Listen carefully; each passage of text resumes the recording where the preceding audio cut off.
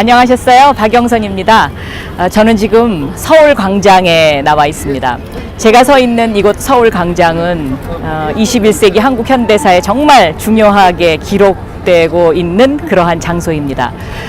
이 태평로를 따라서 저 광화문 광장까지 우리가 정말 평화적인 정권 교체의 시발점을 이룬 곳이죠.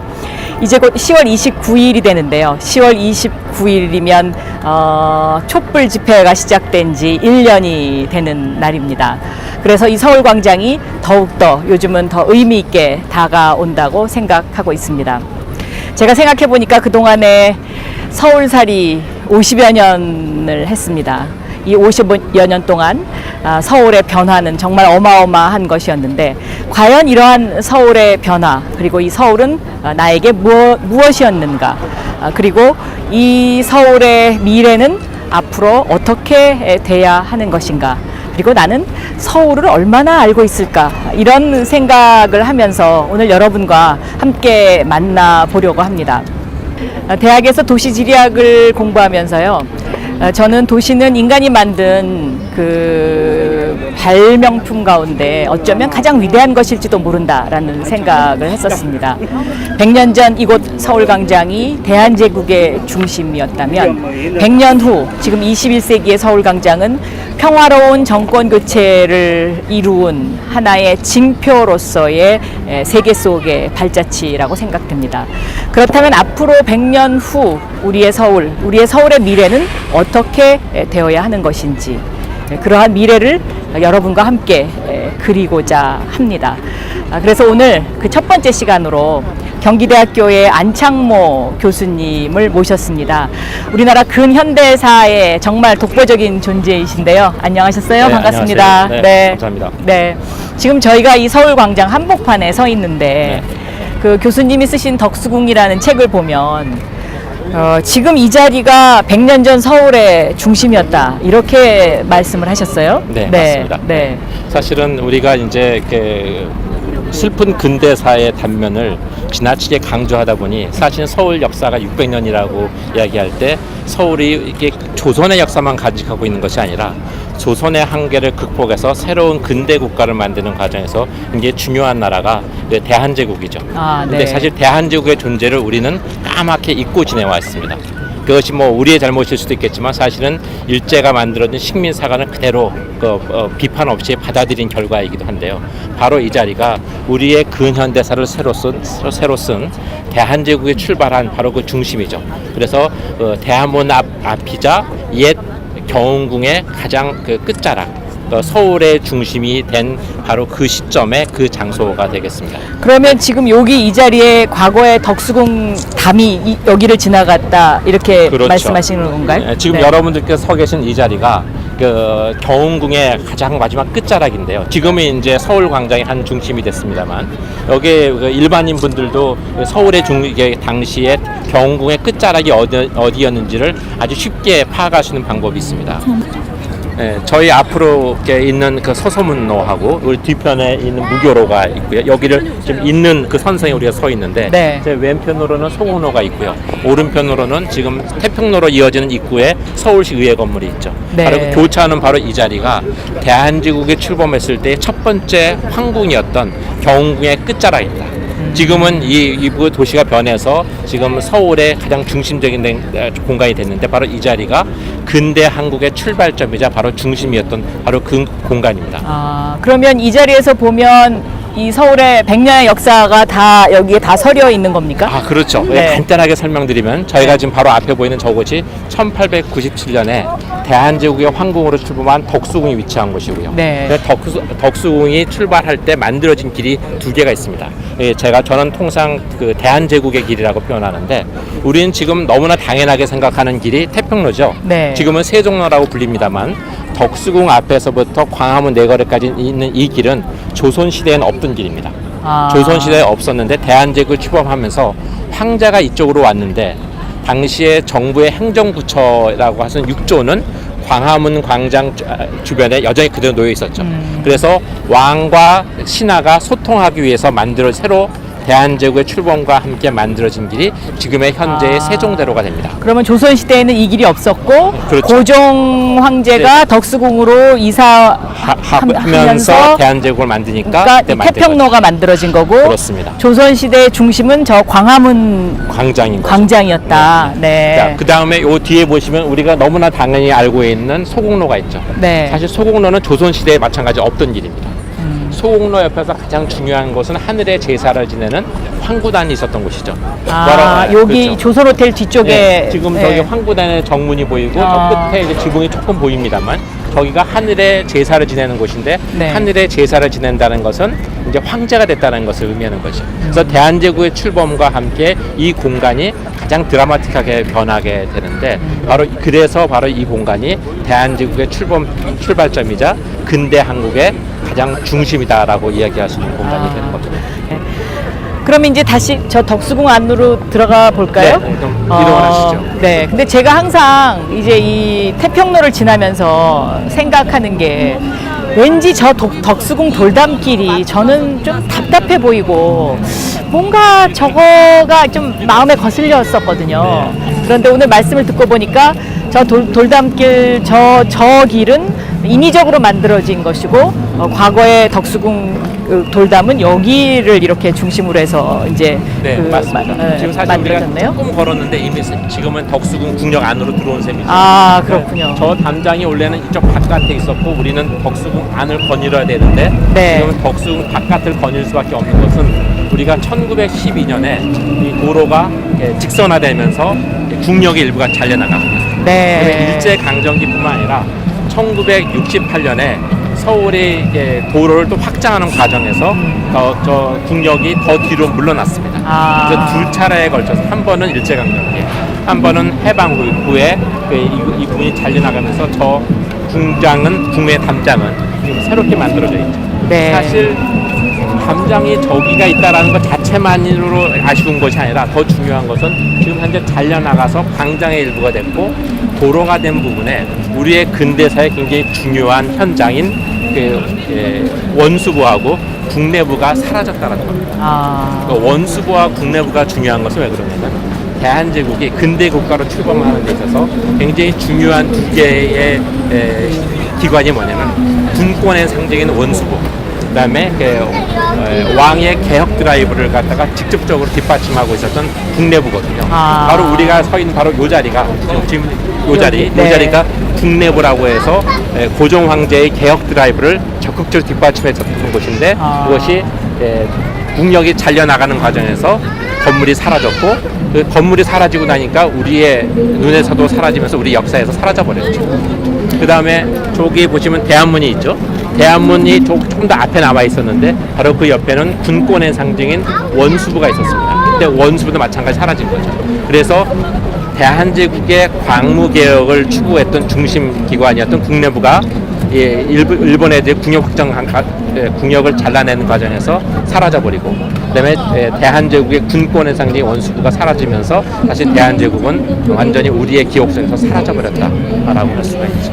건물은 사라졌지만 그 정신은 살아서 여기서 평화적인 정권 교체를 위한 촛불혁명이 다시 일어났다 이렇게 해석해도 되는 겁니까? 굉장히 근사한 해석이고 아주 적절한 해석이라고 생각합니다. 그렇습니까? 네. 왜냐하면은 사실은 고종 황제가 추구했던 근대 한국은 사실 근대라는 시대는 근대 이전의 시대는 굉장히 다른 점 중에 하나가 여러 가지로 근대를 해석할 수 있지만 근대 이전의 사회는 지식과 권력을 소수가 독점하던 시대였잖아요. 근데 근대라는 시대는 지식과 권력을 다수가 공유하는 사회죠. 아마도 고종이 꿈꿔왔던 세상 중에 그 가장 근사한 그림이 아마 촛불 집회 같이 민의와 함께하는 민의에 의해서 나라가 움직일 수 있는 막 그런 세상을 꿈꿨다고 생각하면은 바로 이 공간에서 시작을 해서 광화문으로 이어지는 그 촛불 집회는 막 고종의 꿈이 뭐 120년 만에 뭐 근사하게 이루어졌다라고도 뭐 해석할 수 있을 것 같습니다. 네. 지금 저 덕수궁 수문장 교체식이 있는 것 같습니다. 네. 저 걸어서 한번 가보겠습니다. 예. 사실 수문장 교대식은 지금 조선시대 때의 수문장 교대식 풍경이잖아요. 예. 저 풍경은 사실은 근대 신식군인의 수문장 교대식으로 되는 게 원래는 맞지요. 이건 대한제국의 황국이니까. 수문장에서 왕궁 수문장 교대식을 간사를 하기 위하여 2명의 관리인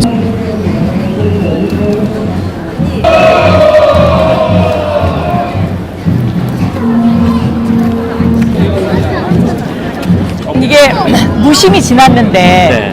오늘 와서 보니까 여기가 이게 다리가 있네요. 그렇죠. 아, 이 다리 이름이 금천교. 네, 금천교라고 아. 있어요. 이게 궁 안에는 이게 안에 물이 흐르죠. 네. 물이 흐르고 물 위에는 다리가 있는데 이 다리는 굉장히 상징적인 겁니다. 이게 궁궐이라는 것은 왕의 거처이자 집무 공간이잖아요. 그래서 이 다리를 걷는다라는 것은 여기는 이제 왕의 공간이라는 네. 거고 또 네. 바깥쪽은 이게 세속적인 공간이에요. 아, 그러니까 왕의 공간과 네. 세속적인 공간을 분리하는 네, 그 다리, 상징적인 의미를 가지고 있습니다. 한 다리군요. 오늘은 이제 덕수궁을 통해서 보셨습니다만은 이제 다른 궁궐을 보실 때 그 경복궁이라든지 창덕궁이라든지 창경궁이나 어느 궁을 가도 다 이 물을 건너는 다리가 있습니다. 그런 다리를 금천교라고. 네, 네. 근데 여기 보시면은 이제 우리가 정문인 그 대한문을 통과를 했는데 대한문과 이 금천교가 굉장히 같으죠. 네. 사실은 이게 너무 아. 같아서 격이 좀 없어 보이는데 저 그것은 30m 앞에 맞습니다. 원래 네, 저 대한문이 사실은 저 길 쪽으로 30m 더 나가 있었으면 아마 적절한 거리를 둬서 아마 이렇게 그 근사한 공간이었을 텐데 이제 그러지 못하게 된 겁니다. 네. 그래서 이거 딱 건너시게 되면 그 다음에 이제 펼쳐지는 공간이 이 공간인데 지금은 여기 이제 나무만 있고 큰 빈터로 남아 있습니다만 사실은 요 안에는 이게 왕궁으로 사용됐던 시절에는 여기 이것은 가득 크고 작은 전각들로 가득 차 있었습니다. 아. 그래서 크고 작은 정각들 중에서 이름이 있는 큰 정각들이 이제 왕이 근무하는 정전, 일상의 근무 공간인 편전, 그다음에 이렇게 주무시는 침전 같은 것들은 각각의 독립적인 영역을 가지고 있는데 그 다음에 이렇게 궁궐로서 역할을 하려면은 크고 작은 조금만 여러 가지 기능들이 있을 거 아니에요? 네. 그런 것들 총칭해서 골 안에 있는 여러 정각들이라고 해서 골내각사라고 하는데 아. 그 골내각사들은 현재 다 철거되고 없는 상황입니다. 안녕하세요. 네. 여기 좋습니다. 아주 괜찮죠? 네. 거의 도심 공원처럼 네. 사용되고 있습니다. 아마 경복궁 다음으로 찾는 그 시민들이 제일 많은 궁궐이라고. 아, 여기가요? 입지가 워낙 좋아서. 여기서 보여지는 저 장면이 이제 왕이 주무시는 침전이죠. 아. 근데 먼저 저기 침전에 대한 설명을 하기 전에 이 전체 주변 상황을 좀 보시죠. 우리가 보통 그 궁궐이라고 하면은 우리는 이제 풍수지리 이야기를 많이 하면서 뒤에 이제 그 산을 배경으로 하잖아요. 그러니까 경복궁 같은 경우는 백악을 배경으로 하고, 그다음에 창덕궁은 응봉을 배경으로 하고, 그다음에 경희궁은 인왕산을 배경으로 합니다. 근데 자 여기서 보시면은 여기 있고 바로 뒤 옆에는 이제 중화전이 있습니다만 이 덕수궁은 뒤에 뭐를 배경으로 합니까? 뒤에 산이 없잖아요. 네. 산이 없고 빌딩이 있잖아요. 이게 우리가 흔히 말하는 궁궐과 풍수지리의 관계에서 보면은 전혀 맞지 않는 궁궐이 바로 이 덕수궁이네. 덕수궁입니다. 네. 네, 그 이유는 덕수궁이 역사의 전면에 등장하는 게 두 가지 역사적 사건이 있습니다. 아마 잘 아실 텐데요. 첫 번째가 임진왜란이죠. 임진왜란 때 이제 궁궐이 다 불타버리니까 의주에서 돌아오신 선조가 거처할 곳을 찾다가 그 당시에 임시행궁으로 삼은 것이 이 정동에 있었던 옛날 월산대군의 저택을 임시행궁으로 삼습니다. 그렇게 되고 그러면서 이제 중건한 궁궐이 창덕궁이죠. 근데 창덕궁이 완공되었을 때 광해군은 그쪽으로 돌아가지 않지만 광해군을 왕위에서 끌어내린 인조반정. 인조반정으로 인조가 즉위를 이 덕수궁에서 한 다음에 창덕궁으로 돌아가세요. 근데 창덕궁이라는 제대로 된 궁궐이 완공되고 나니까 이 덕수궁 임시행궁은 궁궐의 역할을 이제 이렇게 상실하게 됩니다. 그러면서 원래 땅 주인한테 돌려주게 되죠. 그러면서 역사에서 잠시 묻혀 있다가 그다음에 고종이 여기서 왜 대한제국을 출범시키느냐? 1895년에 을미사변 때 국모가 돌아가시고 나니까 이제 국가의 안위를 지키기 위해서 큰 결심을 하는 게 그것이 이제 아간파천입니다. 우리는 아간파천을 굉장히 왕을 나쁘게 묘사하는 쪽으로 배웠는데 사실은 길게 설명은 나중에 기회가 되면 말씀드리고요. 아간파천을 통해서 고종이 새로운 국가 건설을 큰 그림을 그립니다. 큰 그림을 그려서 다시 이쪽으로 오시게 되는 거죠. 자, 지금 좀 전에 말씀드리려고 했던 건 뭐냐면은 이 덕수궁이 역사의 전면에 등장하게 되는 것은 두 번의 큰 사건이 있는데 네. 하나가 임진왜란이고 하나가 을미사변이죠. 금방 떠오르신 게 있죠. 덕수궁의 역사에서 정동의 역사에서 이것은 일본과 굉장히 뿌리 깊은 악연을 갖고 있는 겁니다. 덕수궁 안에서 주변을 둘러보면은 이것은 산을 배경으로 한 것이 아니라 도시 안에 있는 거죠. 그래서 이것이 도시궁궐이라고 할 수 있는 거고 바로 그러한 점 때문에 좀 전에 그 박 의원께서 말씀하셨던 이것이 도시궁궐로서 보다 우리한테 좀 깊이 있게 사용되려면은 오히려 담장이라고 하는 원래 위치가 아닌 그 담장을 그대로 안고 가는 것보다는 조금 더 열어가지고 먼저 다른 생각을 할 수 있지 않느냐 라는 그 말씀이 충분히 공감도 가고 역사적으로 또 그런 해석이 가능할 거라고 생각합니다. 감사합니다. 저는 항상 여기 지날 때마다 저 담장이 없었으면 오히려 이 덕수궁이 좀 더 사람들한테 가까이 다가올 수 있지 않을까. 보통의 경우는 이런 역사를 모르고 그 얘기를 들으면은 저 사람은 굉장히 무례하다라고 이렇게 생각을 하기도 해요. 왜냐면 감히 궁궐의 담장을 열어? 이거는 굉장히 무례하게 보일지 모르겠는데 사실은 저게 원래의 담장이 아니고 네. 차라리 그 다음에 이것은 그냥 인위적인 담장이니까. 그렇죠. 인위적인 담장이고 저 담장으로 인해서 담장 밖에 있는 대한제국 역사를 우리는 잊어버리고 있는 거죠. 근데 담장을 철거하면서 사실은 우리가 잊혀졌던 골 밖의 역사를 우리의 역사에 품에 안을 수도 있는 거고 네. 그다음에 이것이 도시궁궐이면서 동시에 근대궁궐이기 때문에 근대의 시대 정신과도 굉장히 잘 맞을 수 있다라는 생각을 합니다. 아유 감사합니다. 여기 사람들 많이 오네요. 네, 좋은데요.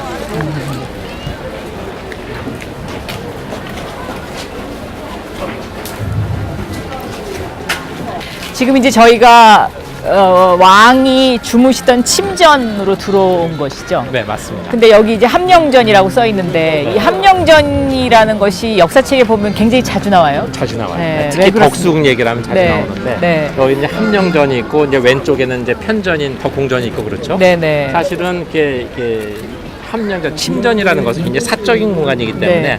이게 아주 빈번하게 나와야 될 이유는 사실은 별로 없습니다. 그런데 이 덕수궁에서 덕수궁 이야기만 나오면은 항상 함령전이 빼놓지 않고 나오는 이유는 두 가지 이유 때문에 그렇습니다.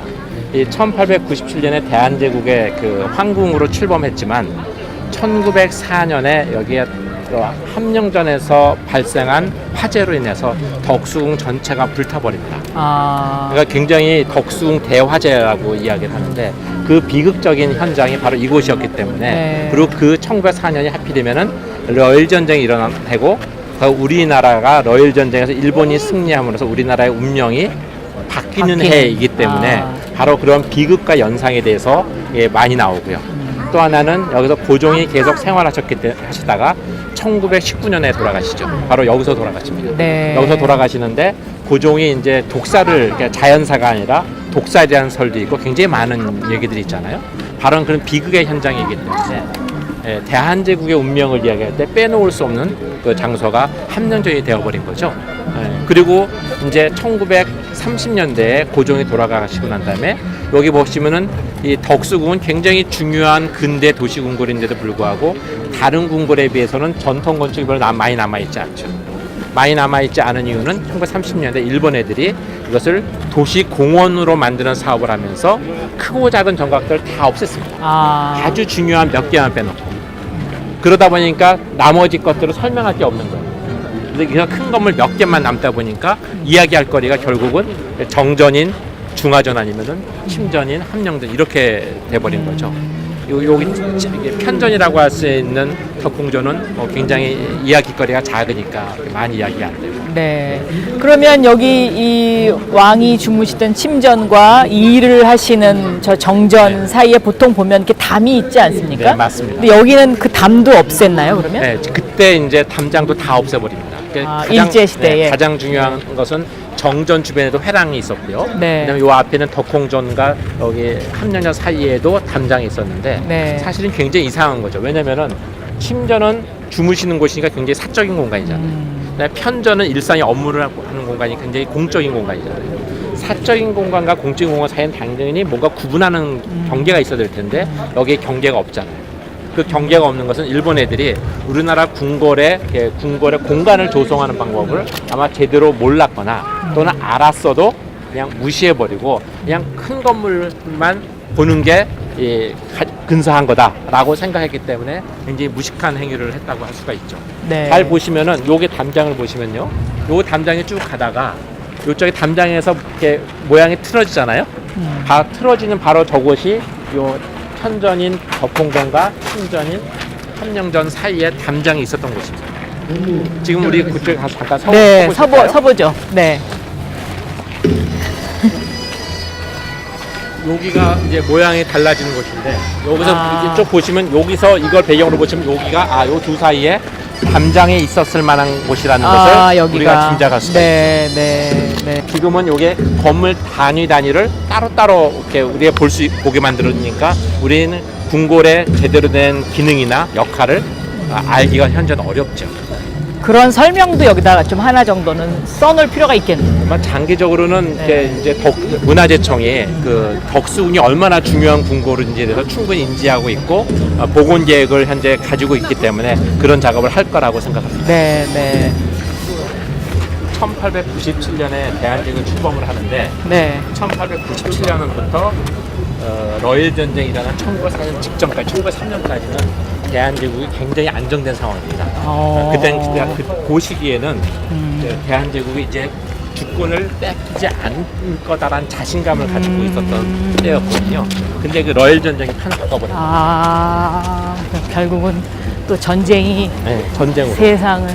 이제 여기가 정관원이라고 네, 이제 그렇게 정관원이요. 우리가 부르는데, 보통 우리 이제 그냥 스쳐 지나가서 그냥 이게 뭔가 그랬는데, 이것도 1900년대에 만들어진 거라고 교수님께서 설명을 하시네요. 그리고 그 의미가 상당히 있다고. 네. 네. 좀 제가 설명을 드릴게요. 딱 보시면 한눈에도 이것이 우리나라 전통 건축하고는 굉장히 다른 모습을 가지고 있다는 걸 알 수가 있죠. 이제 구체적으로는 이게 벽돌로 집이 지어졌고요. 서양식 기둥이 있고, 당연히 서양식입니다. 이 건물이 1900년에 세워지게 되는데요. 사실은 우리가 대한제국이 1897년부터 1910년까지 13년 동안 존속했고, 그 다음에 우리의 근대사에서 완전히 지워져 있었기 때문에 존재감이 없죠. 생각을 해보세요. 우리가 식민지가 됐을 때 조선이 망했다고 그러지 대한제국이 망했다고 하지 않잖아요. 우리의 머릿속에서 대한제국은 아예 없어진 겁니다. 그러니까 일본 애들이 써놓은 근대사의 역사인데, 사실은 1899년부터 1903년까지 그 짧은 그 기간 동안에는 대한제국이 이제 주권을 잃지 않을 수 있다라는 굉장히 자신감과 함께 빠르게 안정화되는 시기입니다. 근데 그것이 1904년에 러일 전쟁으로 우리의 운명이 바뀌어버린 거거든요. 그러니까 대한제국이 빠르게 안정화되는 시점에 지어진 건물이 바로 이 건물이고요. 이 건물은 이 덕수궁 안에는 3개의 양관이 있는데요. 이 정관헌이 있고, 석조전이 있고, 중명전이 있습니다. 이 3개의 건물은 모두 대한제국이 사실은 서양식 근대 국가를 지향하고 있고, 우리가 서양식 근대 국가를 운영할 능력이 있다는 것을 보여주기 위한 상징적인 건물인 것이죠. 네. 우리가 이제 옛 조선과는 다른 형태의 국가를 지향한다는 것을 보여주는 겁니다. 이제 그 중에서 용도가 다 다른데, 이 건물 같은 경우는 정관헌이라고 되어 있는데, 정관헌은 휴식을 취한다는 의미를 가지고 있고요. 그래서 여기서 이제 고종이 휴식을 취하면서, 전체적으로 여기가 덕수궁 안에서 풍경이 제일 높죠. 저 위에 올라가면은 여기 궁과 도시가 전체가 다 내려다보는 위치에 있었을 겁니다. 네. 그러니까 이게 고종 황제 시대에 지어졌다는 네, 그런 거죠. 사실이 참 놀랍습니다. 그게 이제 현대식. 고종은 서양 문물을 굉장히 적극적으로 받아들이려고 했고요. 네. 실제로 우리가 서울의 가장 대표적인 대중교통이 언제 만들어집니까? 1899년에 전차가 만들어진 거거든요. 그게 고종이 만든 겁니다. 고종이 우리나라 최초의 대중교통을 만든 거고요. 그게 서울의 전차는요, 동경의 전차보다 한 2년 정도 더 앞서서 만들어졌습니다. 근데 1900년에 경인철도를 만드는 것도, 우리가 철도를 침략과 수탈의 상징이라고 역사에서 배웠지만, 이게 경부철도와 경의철도는 침략과 수탈의 상징이지만, 경인철도는 사실은 서양 문물을 받아들이기 위한 개화의 루트거든요.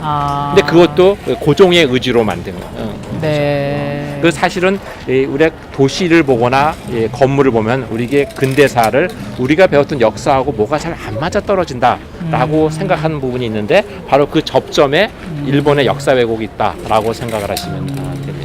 그러니까 그 대한제국 그 시절이 이제 그 역사에서 완전히 이렇게 그냥 이렇게 축소되다 보니까 네. 모든 것이 이렇게 좀 잘 안 맞고 네, 비틀어지고 없어지고 막 그렇게 된 거죠. 근데 교수님 설명을 오늘 듣고 보니까 많은 것이 이해가 됩니다. 한 가지만 더 말씀드릴까요? 네. 사실은 우리가 이제 내후년이면은 그 3.1 만세운동 100주년이 되는 거잖아요.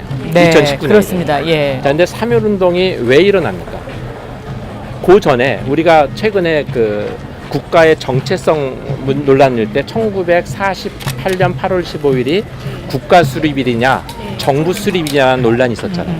네. 우리나라 헌법에도 당연히 그날은 정부 수립일이고 대한민국 정부는 1919년에 대한민국 임시정부에서 뿌리를 네. 두고 있다고 돼 있잖아요. 근데 대한민국 임시정부가 어떻게 만들어집니까? 1919년 3월 1일에 만세운동이 일어나면서 그 여파로 대한민국 임시정부가 만들어집니다. 네. 근데 아마 잘 아실 거예요. 1919년에 3.1 만세운동이 왜 일어났는지. 고종이 돌아가시고 나서 고종의 인산일에 일어난 겁니다. 만약에 고종이 우리가 배웠던 일본 애들이 써준 그 왜곡된 근대사처럼 무능한 군주였고 대한제국이 아주 존재감이 없는 나라였으면은 진짜 몹쓸 나라였으면은 우리나라 국민들이 왕이 돌아가셨다고 만세운동을 불러일으켰을까? 고종이 돌아가신 순간에. 네. 그런 의미에서 보면은 사실은 대한제국과 고종에 대한 역사적 평가는 우리가 배웠던 것과는 굉장히 달라져야 되는 부분이 있는 거죠. 그러네요. 네. 여기 보시면 요게 이제 그 기둥이 있고요. 여기 밖에 있는 요 기둥인데 이 밖에 기둥이 훨씬 화려하죠. 근데 이게 사실은 나무로 되어 있는 거예요. 예, 서양식 기둥인데 이게 보면은 이게 재밌는 게 저 안에 이제 저기 등은 이제 오리지널은 아닌 것 같아요. 지금 저 보면은. 근데 여기 가운데 큰 홀이 있고 바깥에 이렇게 페랑이 둘러쳐져 있잖아요.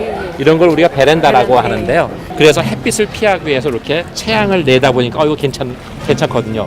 그래서 이거 괜찮으니까 건물 주변을 다 둘러싸듯이 낸 것이 그게 베란다입니다. 그래서 베란다가 건물을 둘러싸고 있는 방식이 서양 사람들 입장에서 보면은 자신들이 경영하던 식민지에서 만들어진 새로운 건축 양식이거든요. 그래서 식민지에서 만들어졌다고 해서 콜로니얼 스타일이라고 했는데, 그러니까 이 건물은 콜로니얼 스타일인 거예요. 서양 사람들 기준에서 보면. 그런데 이것이 우리가 콜로니얼 스타일이 원래 서양 건축이고 서양 건축에서 붙인 이름이 콜로니얼 스타일이니까 우리가 콜로니얼 스타일이라고 하면 좋지만 그게 정확한 표현이지만은 우리가 콜로니얼 스타일을 번역하면 식민지 건축이 되잖아요. 근데 우리는 일제 강점기를 겪었기 때문에 식민지 건축 그러면 일제 시대 건축, 일본 건축을 생각하니까 이게 서양 사람들이 말하는 콜로니얼 스타일하고 다르게 되죠. 그래서 우리는 서양 사람들이 붙인 콜로니얼 스타일이라는 이름을 못 쓰는 겁니다. 그래서 우리나라 건축사가들이 뭐라고 붙이냐면 여러분들도 대부분 집에 하나씩 가지고 계신 베란다 있잖아요. 이게 베란다니까 이것을 베란다 스타일 이렇게 해요. 우리가 사실 식민지를 경험했기 때문에 사실은 제대로 된 것들을 제대로 우리가 사용하지 못하는 그런 좀 비극적인 측면도 사실은 있습니다. 이제 이쪽으로 이동할까요? 네. 이게 원래 이게 그 보수가 안 이루어지고 그 상태에 보존되고 있는 네, 요 보수가 이루어져서 지금은 이제 요 상태가 거의 원래 가깝게 되어 있는 거고요. 벽돌 색깔이 틀리긴 해요. 저기 이제 검은 벽돌과 붉은 벽돌 같이 사용하는 게 1900년대 초에 일반적인 방식입니다. 그리고 요걸 좀 잠깐 보여드리면요. 요게 잘 보시면 전체는 건물은 서양식이잖아요. 여기에 보시면 여기에 박쥐도 있고요. 그다음에 이렇게 사슴도 사슴. 있고 소나무도 있죠. 이게 십장생에 있는 것처럼 보이고 여기도 보시면 저기 박쥐가 있어요. 그러니까 저게 뭐냐면 이게 건물은 서양식이지만 요 안에 있는 장식들은 우리나라 전통 그 사상을 보여주는 것들이죠. 그래서 이것을 우리가 한양 절충식, 한국과 서양식이 절충된 한양 절충식 건축이라고 우리가 설명을 합니다. 네. 민가의 건물이라는 것이고 왜 단점을 맞추냐면 이게 임진왜란을 극복한 네. 그런 그 역사적 의미를 안녕하세요. 네. 잊지 않겠다라는 거. 굉장히 중요한 이게 서거당이네요. 네. 2층 건물. 그렇죠. 네, 네. 사실은 요게 보시다시피 이게 가끔 서거당에 특이한 것이 두 가지가 있습니다. 보통 우리는 전통 건축에는 그 단층으로 짓고 다층 건물을 안 짓는다고 알고 있는데 이거는 2층 건물인 거고요. 그다음에 보통 우리나라 전통 건축은 여기 중화전도 그렇지만은 단청이 칠해져 있잖아요. 그 빨갛고 파랗고 울긋불긋하게. 근데 이 건물은 단청이 없어요. 보통 궁궐이나 사찰이나 사장가 같은 그런 건물에는 굉장히 격이 높고 귀한 건물에는 단청을 칠합니다. 그러니까 이것이 단청을 안 칠했다는 것은 이 건물이 애초에 궁궐 건축이 아니었다는 얘기입니다. 그래서 사실은 그것이 근데 궁궐 건축이 아니지만 지금은 궁궐 안에 있으니까 이 단청을 칠해도 될 텐데 그걸 왜 안 칠했을까? 라는 것에 우리가 의문을 가져봐야 되는 겁니다. 이걸 잘 보시면은 사실은 이게 일단 2층이라고 하면요. 우리나라가 왜 2층 건물이 없을까? 거주하는 공간. 그 이유는 아주 단순합니다. 우리는 온도를 사용하기 때문에 온도를 사용하는 집에서 2층 집을 지을 수가 없는 겁니다. 왜냐하면 온돌이라는 것은 불을 갖다가 볼로 누르고 만들어지는 거잖아요. 그러니까 1층에는 온도를 깔 수 있지만 2층 중간에는 목조 건축에서는 온도를 깔 수 없는 거죠. 그래서 우리가 보면 주택에서는 단층 집이 없었던 겁니다. 그럼 이 건물은 어떻게 2층이냐? 당연히 2층에 온돌이 없습니다. 2층은 마루입니다. 그러니까 왕이 여기서 책을 보거나 휴식을 취하는 곳이 2층인 거고 잠을 주무시거나 그런 것은 그 1층에서 주무신 거죠. 그렇지만 이것을 갖다가 이렇게 단청을 안 칠하고 있었던 것은 우리가 겪은 임진왜란의 그런 교훈을 잊지 않겠다라는 그런 다짐입니다. 그래서 사실은 그 의미를 선조만 알았던 것이 아니라 인조도 알았고 고종도 알았어요. 그래서 사실은 인조가 창덕궁이 완공됐을 때 창덕궁으로 궁을 옮길 때 나머지 건물들은 전부 원주인한테 돌려주는데 이 건물은 원주인한테 돌려주지 않고 보존하라고 합니다. 이것이 우리가 선조가 국난을 어떻게 극복했는지 역사적 교훈으로 삼겠다는 거죠. 그래서 이것이 보존이 될 수가 있었고요. 근데 사실은 고종이 아관파천을 거쳐서 경운궁, 지금의 덕수궁에서 대한제국을 새출범한 것은 임진왜란의 어려움을 극복하고 나라를 다시 반석 위에 세운 선조처럼 이 조선을 대한제국으로 다시 출범시키면서 새롭게 나라의 틀을 마련하겠다는 의지를 표현한 거라고 할 수가 있습니다. 그런 의미에서 이 건물은 굉장히 중요하고 이 건물이 인조 이후에 보존되어 있었기 때문에 이 대한제국의 황궁으로 덕수궁이 새로 태어날 수 있었던 거죠. 서거전이 굉장히 중요한 건물이네요. 굉장히 중요한 거. 사실은 지금은 건물의 기능상으로 보면은 석조전도 있고 또 중화전도 있어서 굉장히 중요하지만 역사적인 의미로는 서거당이 단연코 가장 중요한 건물이라고 할 수가 있습니다. 이 덕수궁 안에 있는 석조전도 이제 대한제국 시대에 만들어진 것이잖아요. 맞습니다. 그래서 이게 이제 다른 궁하고 완전히 그 다른 모양을 갖고 있는데 네. 좀 거기에 대해서도 설명을 해주셨으면 좋겠어요. 네, 지금 보시면 이제 덕수궁이 규모는 다른 궁궐, 경복궁이나 창덕궁에 비해서 현저하게 작은데 다른 궁궐에는 없는 서양식 건물들이 유난히 많죠. 사실은 이거보다 더 있었는데 일부 더 없어진 건데요. 그 중에서 가장 앞고는 저기 보이시는 석조전일 겁니다. 근데 석조전은 사실 한 10년 전까지만 하더라도 석조전을 외세 침탈의 상징이라고 이야기했었어요. 그러니까 우리가 근대사를 사실 공부를 잘 안 하기 때문에 우리가 저런 류의 건물을 지었을 거라고 상상을 못 했던 거죠. 그런데 제가 이제 그 2009년에 덕수궁이라는 책을 쓰면서 이제 저 건물이 사실은 외세 침탈의 상징이 아니라 고종이 서양식 근대 국가를 지향하면서 우리가 서양식 근대 국가를 지향하고 있고 그런 서양식 근대 국가를 운영할 능력이 있다는 것을 보여주기 위한 그런 상징적인 제스처로 지어진 건물이라는 사실을 밝혀낼 수가 있었습니다. 그러니까 옛날에는 사람들이 저게 다 일제시대 때 지어졌다 뭐 이렇게 생각을 했었죠. 네, 일제시대 때 지어졌다 생각하거나 아니면 그 전에 네. 개항 이후에 서양 사람들이 침략하는 과정에서 뭐 이렇게 알고 있었는데 그게 아니다라는 거죠. 네. 그래서 1897년에 고종이 대한제국을 출범시키기 직전에 석조전의 설계를 영국 사람 J.R. 하딩이라는 사람한테 맡깁니다. 그래서 그분의 설계로 이 건물이 1900년에 공사를 시작을 하는 거죠. 근데 1900년에 공사를 시작하는데 서양 건축이 짓는데 시간이 오래 걸리잖아요. 그러다 보니까 짓는데 한 10년이 걸리는데 저 건물이 완공될 즈음에 나라가 이제 국권을 빼앗기는 그런 비운의 건물이 돼버린 거죠. 그러면서 우리의 근대사에서 대한제국의 존재가 사라지니까 저것이 외세 침탈의 상징으로 잘못 알려졌는데 사실은 저것이 대한제국의 첫 번째 정전인 겁니다. 첫 번째 정전이었고, 오히려 여기 옆에 있는 이 중화전은 1902년에 다시 지었다가 화재가 나고 나서 1906년에 다시 지어진 거거든요. 그러니까 덕수궁은 두 개의 정전을 가지고 있는 건물입니다. 그러니까 이 역사가 비슷한 건물이네요. 거의 동시대인데 동시대, 예. 저 건물 같은 경우는 대한제국의 서양식 근대 국가를 지향한다는 것을 보여주는 상징적인 건물이고요. 이 건물이 왜 지어지냐면요. 대한제국의 역사에서 또 중요한 게 1899년입니다. 1899년에는 당시에 대한제국이 출범했을 때 대한제국을 모든 나라가 인정을 하는데 딱 한 나라만 인정을 안 했어요. 그 나라가 중국입니다. 중국은 전통적으로 우리 조선에 대해서 종주국임을 자처하고 있었기 때문에 대한제국이 황제국을 선포하는 것에 대해서 굉장히 못마땅했어요. 그래서 인정을 안 하고 있었는데 나중에 1897년에 대한제국이 출범하고 한 해 뒤에가 지나가면서 대한제국이 굉장히 빠르게 안정화되니까 이제 중국도 대한제국을 인정할 수밖에 없구나. 그 한총 조약을 맺었다는 얘기는 이제 중국과 한국이 대등한 나라가 됐다는 것을 의미하는 거예요. 그러니까 그렇게 하면서 그러니까 대등한 나라가 됐으니까 이제 우리가 서양식 군대 국가를 상징하는 석조전을 짓고 있었고, 그다음에 중국과 대등하게 됐기 때문에 전통적인 의미의 그런 건축물로 중국과의 황제권과 어깨를 나란히 하는 이런 중화전을 지은 거죠. 그래서 하나는 중국과 어깨를 대등하게 됐다라는 그런 의미의 중화전, 전통 건축 형식에, 또 하나는 서양식 근대 국가를 지향하는 그런 석조전. 그래서 이 두 개의 하나의 장면이 보이는 이 장면이 대한제국의 현실과 그 미래를 드러내는 굉장히 중요한 건축이자 장면이라고 생각합니다. 네.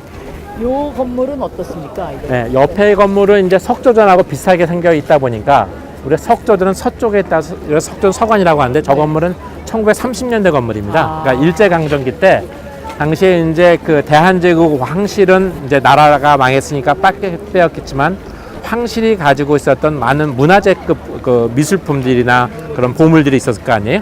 그런 것들을 전시하는 미술관으로 만들게 됩니다. 그래서 당시에 이왕가라는 표현을 사용했는데 그때 미술관으로 지어진 건물이고 일본 사람에 의해 설계된 건물입니다. 그래서 모습은 비슷하지만 사실 건물의 격은 굉장히 차이가 있는 거죠. 네. 이 건물 때문에 그동안의 석조전이 좀 손해를 많이 본 듯한. 그럴 수도 있죠. 왜냐면 저 건물은 1930년대 후반에 나카무라 요시에라는 일본 사람이 지었던 게 명확하게 알려져 있었고 기록이 많이 남아있으니까 같이 도매금으로 넘어갔다라고도 볼 수 있죠. 근데 이 건물은 제가 보기에는 건축사적으로도 네. 꽤 아름답고 잘 지은 건물. 잘 지은 건물. 건물입니다. 네.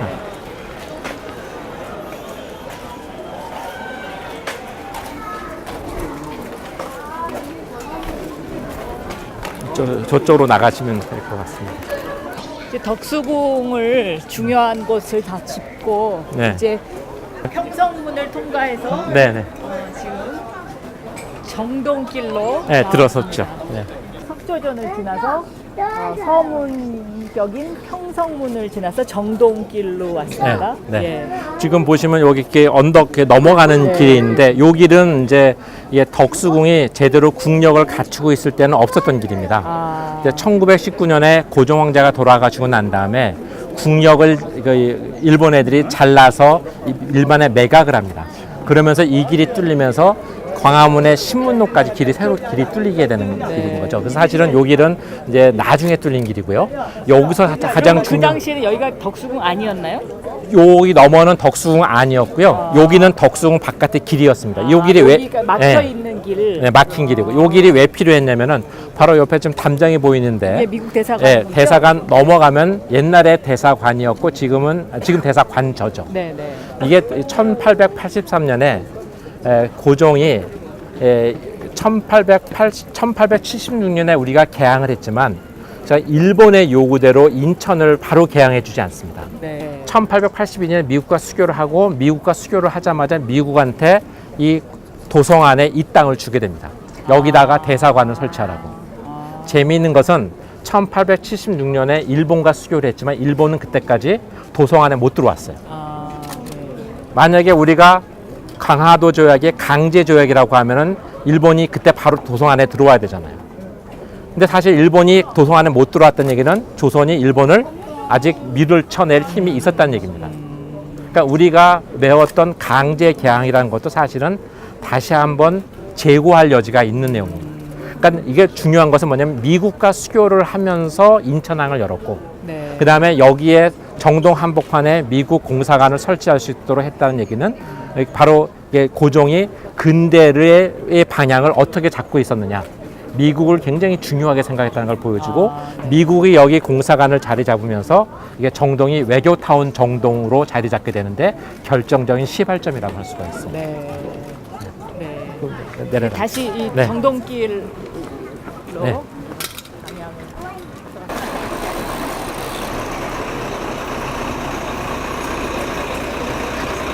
저게 이제 선교타운의 시작이기도 한 거니까요.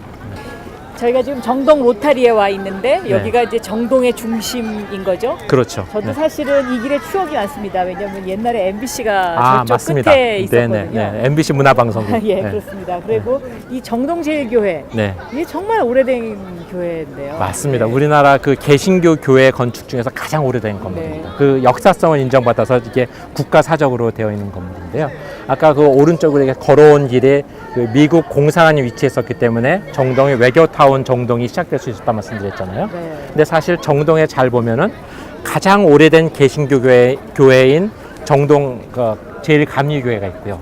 그다음에 정동 초입에 보면은 성공회 성당도 있고, 예. 그다음에 아까 근무하셨다고 말씀하신 정동 MBC 거기 그 자리가 러시아 공사관이 있었던 곳이잖아요. 네. 거기엔 러시아 정교회도 있었고요. 네. 그다음에 이 신문도 쪽으로 가다 보면은 구세군도 있습니다. 그러니까 그 정도가 돼 보면은 정동은 마치 우리나라에 들어와 있는 그 메이저급의 외래 종교의 거의 발상지 같은 곳이죠. 네. 그래서 여기는 외교타운인 동시에 사실 선교 기지이기도 한 거죠.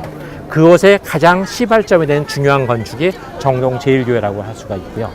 여기는 이 정동 로타리가 물리적으로 중심이기도 하지만 사실은 대한제국의 굉장히 중요한 역사의 현장이기도 합니다. 왜 그러냐면은 대한제국 때 우리가 주권 국가임을 상징하면서 지어졌던 굉장히 중요한 건축물로 독립문이 있죠. 네.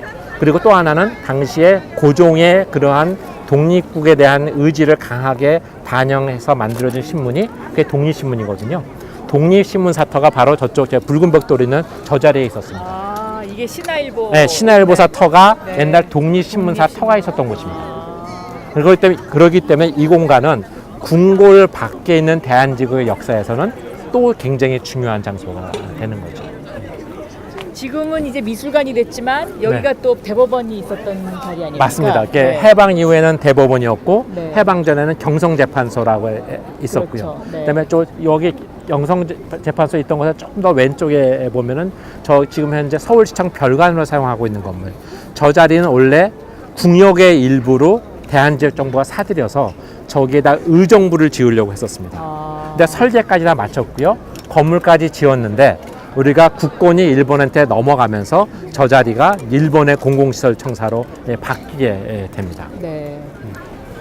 이제 이 길이 이제 그 유명한 덕수궁 돌담길 아닙니까? 아, 그렇죠. 네. 옛날에 저희 때는 뭐 이 길을 걸으면 헤어진다. 뭐 네네. 그런 이야기들이 많이 돌았는데 네. 그거는 왜 그랬습니까? 맞습니다. 이게 이제 지금까지 굉장히 심각한 역사 얘기만 많이 한 것 같은데 좀 가볍게 이야기할 네. 수 있는 이야기거리로 네. 연인들이 덕숭 돌담길을 걸으면은 네. 이제 헤어진다 그런 굉장히 근사한 말이 있었는데 그 이유는 사실은 비극적인 내용이 상당히 미화된 부분이 있습니다. 당시 요게 이제 대법원이 있었고 이 안에는 그 가정법원이 있었는데요. 네. 1970년대까지만 하더라도 그 옛날에는 우리 부모님 세대 부모님들이 부부가 나란히 이렇게 외출할 일이 거의 없었잖아요. 그러니까 당시에 그러던 시절에 이 정동에서는 가끔 가다가 이제 이렇게 부부가 남녀가 같이 걷는 모습들이 발견이 되는 거죠. 근데 그 부부들이 여기를 거쳐 나왔던 얘기는 가정법원을 갔다가 일을 보고 나오면은 네. 각자 따로 나오는 거예요. 그러니까 그 이유는 이제 짐작하시겠습니다만은 네. 여기에 가정법원에서 이혼 소송을 하고 이혼 판결을 받으면은 이제 남이 되니까. 네. 그래서 덕숭 돌담길을 걸어 들어올 때는 같이 들어왔다가 재판을 받고 나갈 때는 따로 나간다 해서 헤어진다. 뭐 이제 그런 이제 에피소드로 남게 된 거죠.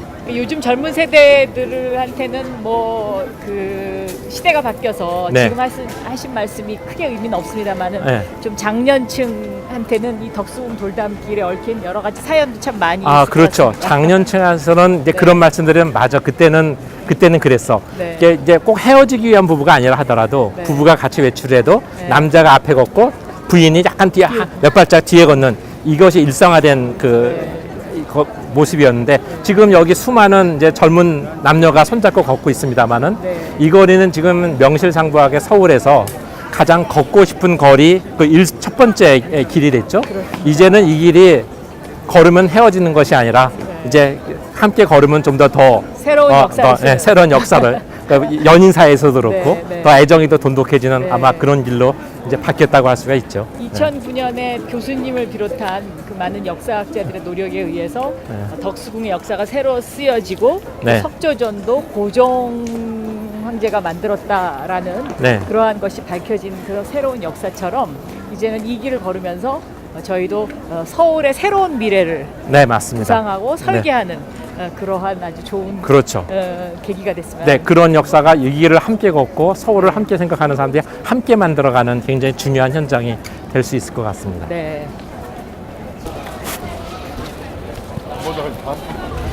네, 박영선과 함께 서울을 걷다. 오늘은 안창모 교수님을 모시고 덕수궁과 정동에 얽힌 그동안에 우리가 몰랐던 새로운 역사적 사실을 정말 많이 재미있게 들었습니다. 여러분도 그렇습니까? 네. 일단 교수님께 박수. 네. 네. 이렇게 교수님과 얘기를 나누다 보니까 이제 앞으로 우리의 서울은 어떤 모습이어야 되는지 또 서울의 미래는 과연 어떠해야 되는지에 대한 새로운 그 착상이 많이 떠오르는 것 같습니다.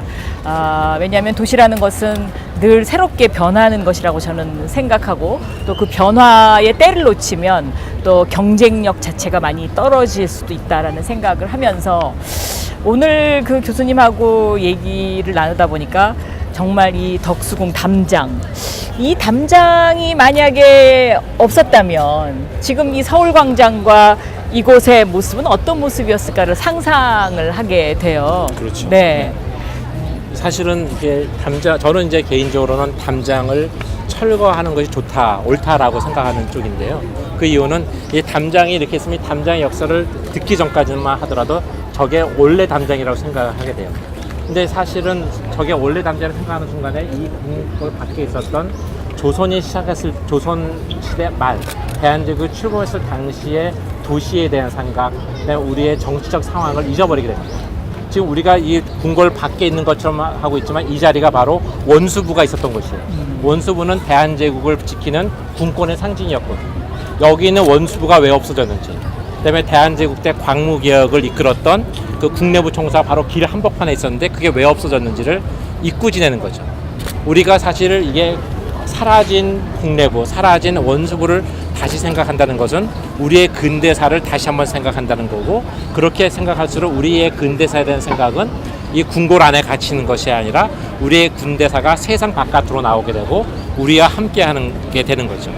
아까 시작 초기에 박 의원님께서 굉장히 근사한 말씀을 해주셨는데, 도시는 인간이 만든 가장 근사한, 가장 대단한 중요한 발명품이라는 말씀하셨는데, 그 발명품이 더 소중한 것은 오랜 시간과 한 사람에 의해서 만들어진 것이 아니라 우리 모두가 함께 만들어 온 거죠. 그렇습니다. 제가 근대사를 공부하는 사람으로 근대의 시대 정신 얘기를 종종 합니다만은 아마 고종이 꿈꿨던 근대도 사실은 대한제국을 명맥을 잇는 대한민국이 이제 황제가 돌아가신 다음에 민의 나라를 꿈꾸면서 대한민국을 만들었듯이 이제 담장을 철거하면서 이것이 우리 근대가 우리의 품 안으로 함께 온다고 하면은 사실은 저는 과거를 공부하는 사람이긴 합니다만 그것이 펼쳐놓은 이 도시 공간 속에서 아마 우리 국민들은, 서울 시민들은 또 다른 생각을, 큰 그림을 그려나갈 수 있지 않을까라는 생각을 합니다.